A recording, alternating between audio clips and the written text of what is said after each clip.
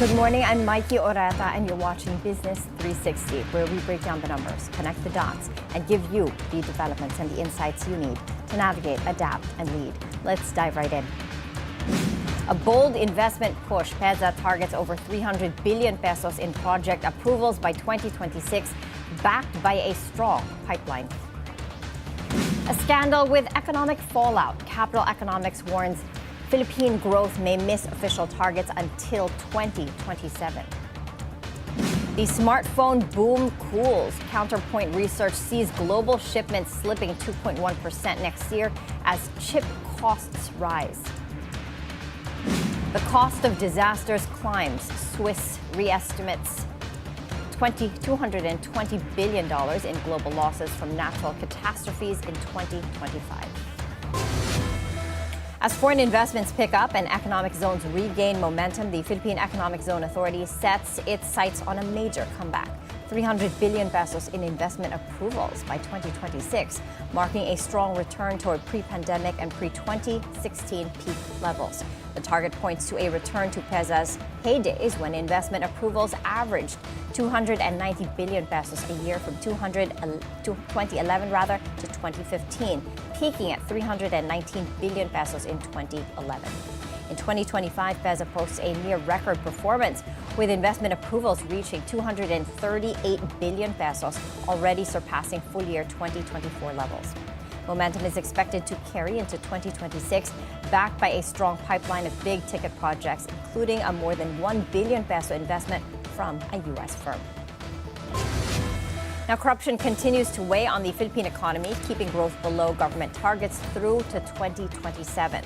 Capital Economics projects GDP growth at 4% in 2025, rising to 4.5% in 2026 and 5% in 2027, still below the government's official targets. A scandal involving allegedly anomalous infrastructure projects with implicated officials and lawmakers continues to drag on government spending and weigh on household consumption. Low inflation and monetary easing by the Bangko Sentral ng Pilipinas provide some support, but growth remains muted amid ongoing governance and confidence challenges. The Philippines' financial system expands to 35.3 trillion pesos in October, up 6.76% from a year ago. Banks continue to drive growth. Universal and commercial banks hold 27.1 trillion pesos. Digital banks post the fastest growth, up 36% to 155 billion pesos. Thrift banks surge 24% to 1.42 trillion pesos. Non-bank financial institutions, including insurance firms and investment houses, reach 6.1 trillion pesos. Experts say growth is supported by strong lending, steady deposits, and a larger balance sheet. Now, bank loans rise 10.3% to 13.8 trillion pesos, the slowest pace in 16 months. Monetary easing continues to provide support. The Bangko Sentral ng Pilipinas keeps its policy rate at 4.5%. The U.S. Federal Reserve cuts rates to a range of 3.5 to 3.75%. The takeaway, the financial system continues to grow, but lending momentum signals a more cautious environment. Now, as the Philippines looks to diversify its tourism drivers, the Department of Tourism is pushing to scale up cruise tourism, hosting the Asia Cruise Corporation annual regional meeting to strengthen our country's role in the regional cruise network. Tourism Secretary Cristina Frasco calls for deeper regional collaboration, stressing that sustainable cruise growth must balance economic gains, cultural exchange, and community development. To support a more competitive offering, the Philippines is upgrading port infrastructure, refining policies, and easing travel requirements, including nearly 7,000 cruise visa waivers to make our ports and destinations more accessible to international cruise travelers. Cruise tourism is gaining momentum, with 2025 arrivals up 26.85% and preliminary 2026 figures showing continued interest from global cruise operators. Now, after a record-breaking year for climate damage in 2024, global natural disaster losses fall in 2025 but remain alarmingly high.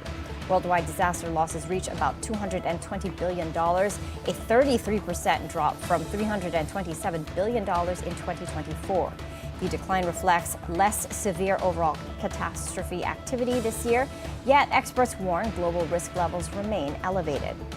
Reinsurer Swiss Re says severe storms continue to be a persistent driver of global losses, with 2025 ranking as the third costliest year on record for extreme weather events.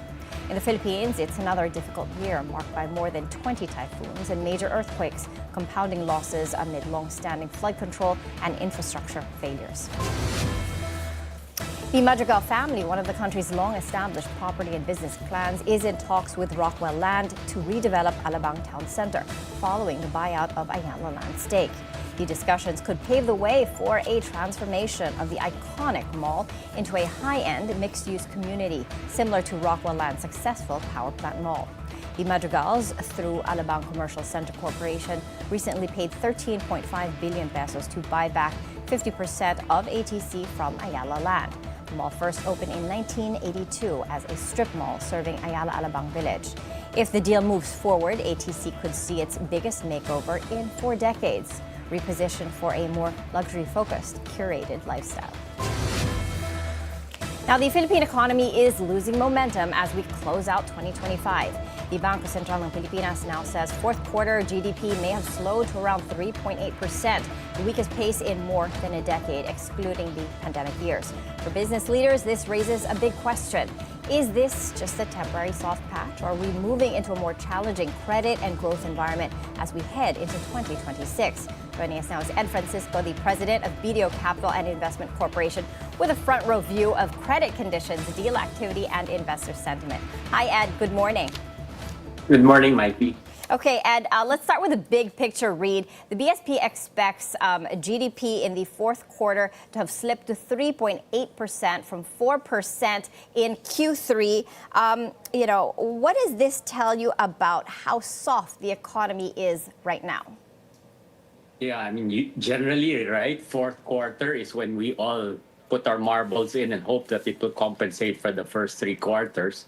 But we're seeing that weakness, right? So the sad thing there is that, at least from our corporates, from the bank, they were all preparing really for a good Christmas. We were positioning with that. The importers were bringing in their goods. The malls were ready. The restaurants were preparing new menus. But I think it's really just consumer sentiment that's driving it. So people are tightening their belts instead of spending, which we were expecting them to do. Yeah, you can take the horse to the water, but you can't force it to drink. People were prepared for a merry and consumer-driven, high-spending activity Christmas, but you're seeing a much softer figures. Ed, let's get a little creative. If you were taking a look at the economy as you would the dashboard of a car, what are the gauges that matter, and what are the numbers telling you across the board? Okay. I think I would be looking at my oil temperature gauge, because the temperature of the engine will not allow me to go full speed. I'm always concerned that it might blow up, and then it might overheat in a way. So that's what's happening now in the country. We were all positioned to go on a smooth road. We were prepared. We had the roads are built. The engine is tuned. But then if suddenly, there's this simmering effects of the scandal and there's no foreign demand, even the locals now are a little gun shy. So something might blow up. And I hope that's not the people's patience with what's happening here. I hope that the engine doesn't blow up, because we still have a good trackway, I guess. Yeah, I want to talk about that, the political situation and how you think that's being managed. Where do you think we stand, or this administration stands, on the accountability front? I mean, we're seeing the anti-dynasty bill not being so anti-dynasty. Actually, people are saying it should be called the dynasty bill because it legitimizes dynasties. There's nothing anti about it. We were on the South China Morning Post, and the title there was "Anti-Dynasty Bill in the Philippines Slammed as Ridiculous and Weak." What are the thoughts of the business community on this and about accountability in general as we close out 2025? Right. Okay. First, on the anti-dynasty bill, I've been in talks with other business organizations. I guess I also have to confess I'm on the board of PPCRV, So we want to ensure smooth and clean elections, and we want to educate the voters, right? But at least our reading so far, it's really weak because it's up to two levels of relations. We believe that if it were up to four levels, which is really what others have, then there's going to be teeth. If it's going to be passed as it is, it doesn't really mean anything. You're right, and it will be a joke. So I hope the administration will reconsider and really make it a real anti-dynasty bill. And then the other side, the other question you had, yeah, I mean, accountability, that's really the reason the confidence is so low, foreign and local. There seems to have been no accountability despite what the president has said. Even Babe Singson has, of course, he said he was tired, but then it was also very tiring if you have no teeth and you endorse it. I guess I have high respects for our ombudsman, but we want to see people really going to jail in the big fish, not just the small fish, because otherwise it proves that they're really people, they're sacred cows being protected. Yeah, that's the big ask for big fish to get caught and actually serve jail time.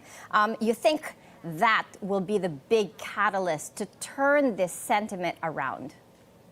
No, you're right, Mikey. I think it will be. Because in terms of what's on the ground, we're ready. We have capacity, yeah, right? The infrastructure is being built, admittedly, right? At least from the private sector. The local conglomerates are ready to help. The private sector is ready to help. There's not too much household debt.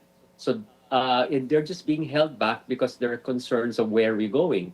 So if we see a good sign from the government that they're really serious, right? Then people will be, optimistic again and will start spending, especially if you're a consumer-driven economy. So right, it's really the I guess hawak ng gobyerno talaga yung susi. But it's the ball. It's the ball is on their court. If they drop the ball, there's no one to blame. Yeah, but them. So the ball is in the court of this administration. They're in the driver's seat. We need to see accountability, and that's what it's going to take to turn sentiment around, not just for locals, but for foreigners as well, you think? Yes, Ed? yes. I think, yeah, because on one hand, it will be prolonged because if it goes the way it's been going, where there's no action, it will be a prolonged slowdown, as what Governor Ellie of the BSP said. But then it can also switch at the dime, turn at the dime if the government shows seriousness with anti-dynasty, with accountability. Then foreign investors will come back, and even the locals will start buying again and consuming. Yeah, so it's that quick for them also to turn around if they see something really happening. Yeah, that's the nice thing about sentiment. It can change just Correct. like that. And I wanted to talk to you about some M&A activity in the country. It's pretty exciting. The Lucio Group acquiring the distressed utility firm Prime Water of the Villars. We're seeing Ayala Land selling their stake in Alabang Town Center to the Madrigals to unlock capital and fund their next growth cycle. So this is all exciting. From where you sit, what do these two transactions tell you about the state of M&A in the Philippines right now? Yeah, no, so I'm very happy. So there's still activity, right? One way or another, we try to be involved, right? And then, of course, there was a third large transaction also that we signed a week or two ago. This was the acquisition of the gas assets of the Lopez Group sold to Mr. Ricky Rason. So that was the other large M&A. No? So there are lots of activities, intra conglomerates, right? But it shows anyway because, for example, in terms of Ayala Land, I read their disclosure. They felt that the returns weren't as high, so they were willing to dispose of it.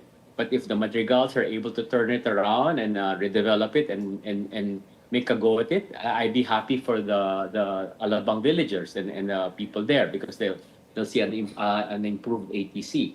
Same thing with the other businesses. The Rason Group feel that they can squeeze some more and make it more run it more efficiently. So that's great. And with Lucio anyway.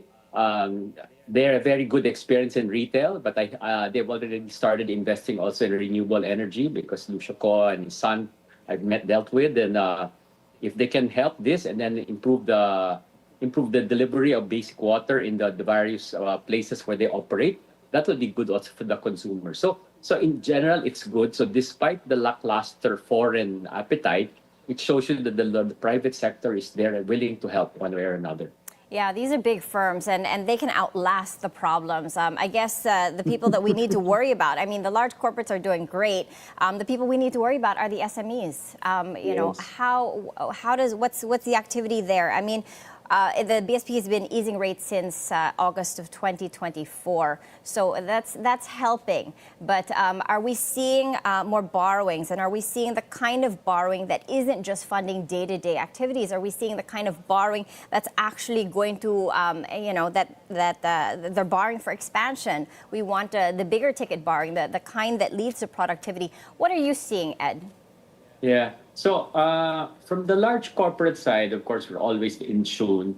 We are very much in talks with the large developers, large sponsors, various industries. Some of them are still recalibrating. They were ready to pull the trigger to have this large capex. They pushed it back. So we'll see what will happen. If they have more confidence, then that will push through because the plans are in place. Some of them have many of the permits already. So, I'm confident that they can pull it off if they want to. Yeah. Your other question was on the SMEs. That's the one at least we want to really protect because of course, we want our economy to be more inclusive. So at least from the banking side, we're seeing growth there. But you're right. At one point, we were hopeful that some of the borrowings earlier during the year were ready for expansion. But then lately, the sentiment we're getting is that they're pushing back again because of confidence in the politics. So it's pushing back. It's really just for day to day. So maybe it's a wait and see. So we have to see signals from the government on what they want to happen. But if it's going to be just as it is, and then there are new stories coming out, and then they don't react, and they just let it die down in the hope that we will forget, then it will really be a prolonged, slowdown. Nothing will happen till 2028. I still have faith in this government, and I believe that they can do it. So we're keeping our fingers crossed, but the private sector is there to help. Yeah, the ball is in the court of this administration, and all we can do is cross our fingers and hope for the best. All right, thank you so much, Ed Francisco, for that temperature check across the board. Thank you. Bye, Maiki. We're taking a quick break. Please stay with us as we dive deep into the numbers and the narratives that matter most to your bottom line.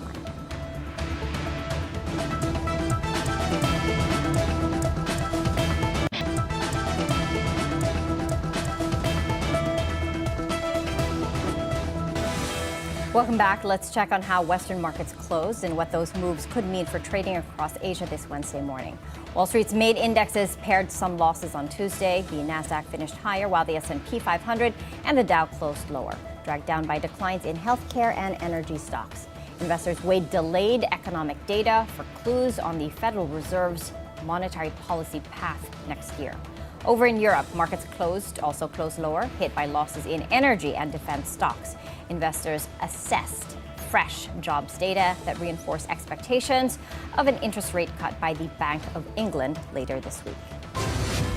Taking a look at Asian markets this morning, the Nikkei 225 is in positive territory, higher by 0.3%. Hong Kong's Hang Seng Index is absolutely flat with a very, very slight downward bias.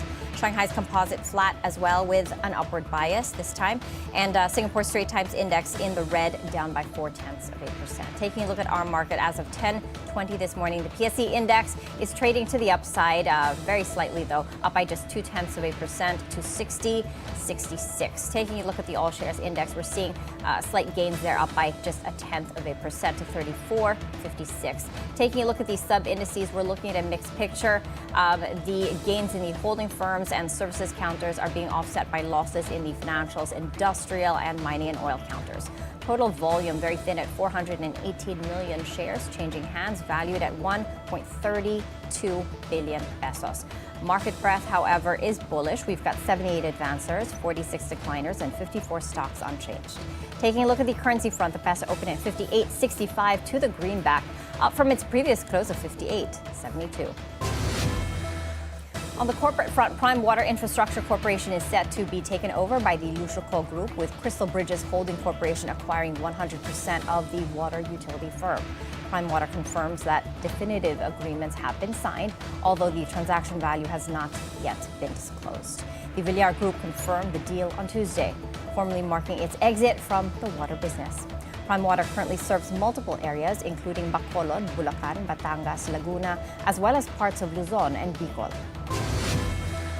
Now, MVP Group Chairman and CEO Manny Pangilinan is being honored by the Armed Forces of the Philippines for his leadership and humanitarian support during and after the 2017 Marawi crisis.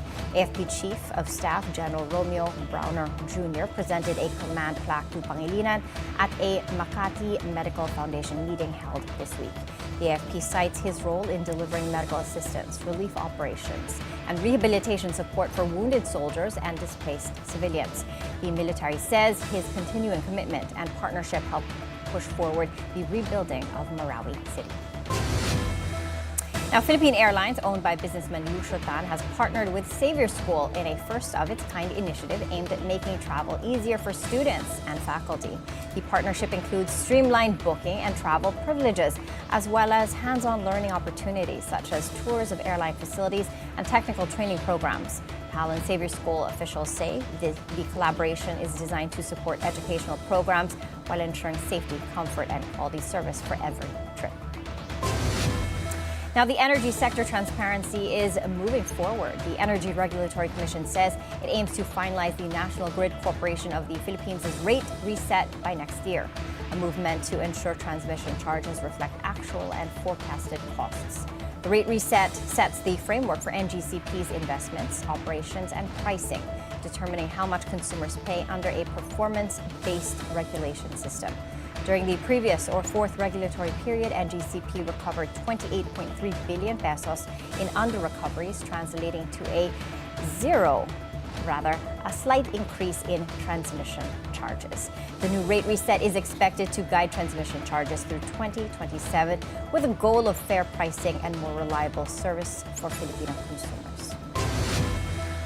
Now, if you've been dreaming of owning a city center apartment in Asia, be prepared. Some markets are outrageously pricey. According to crowdsourced platform Numbeo, Hong Kong leads the pack with an eye-watering $25,473 per square meter, followed closely by Singapore at $23,241 per square meter.